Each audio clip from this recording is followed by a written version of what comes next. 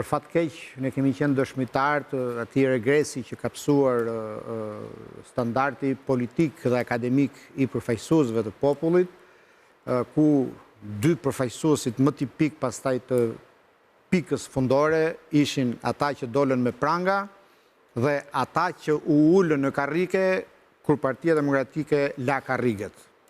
Kam këtu parasysh grupimin e kooperatave si simboli i ignorancës që ishte futur në listat e kandidatëve për deputet. Pjesë e tyre janë ke lista koalicionit. Nuk është faji i tyre.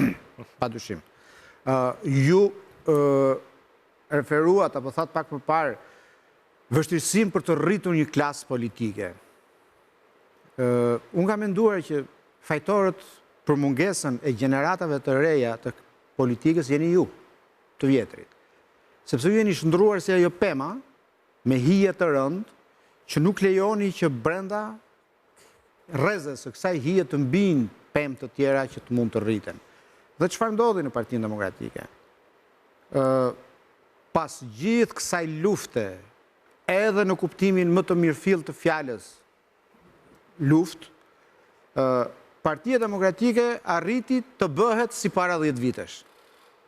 Me të njëjtët njerëz dhe e quan sukses ribashkimin në masën 80 apo 90% të asaj që ishte para një dekada apo më shumë. Në anën tjetër, s'po hym të diskutojmë se është edhe mëzi, historia e kultivimit të gjeneratave të reja. Por, vërtet ju thoni që pas 2013-ës, ai që mori drejtimin e Partisë Demokratike e fshiu në një të rënd të lapsit atë elitën politike. Por nuk u arrit krijohet një gjenerat tjetër.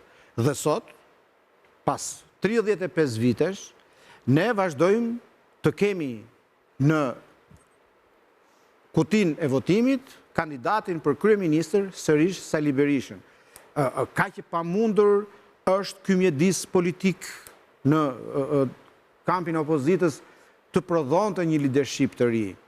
Unë jam i bindur që niveli juaj intelektual nuk është i atij kuti që ti lidheni karrigës nga pas dhe jam i bindur që do t'ishit po kaq krenare dhe mbështetëse PD-s nëse nuk do t'ishit fare në këtë pozicion sot si aktiviste, por do shikonit një parti demokratike të re, të kultivuar politikisht që të përfaqësonte gjeneratën e re.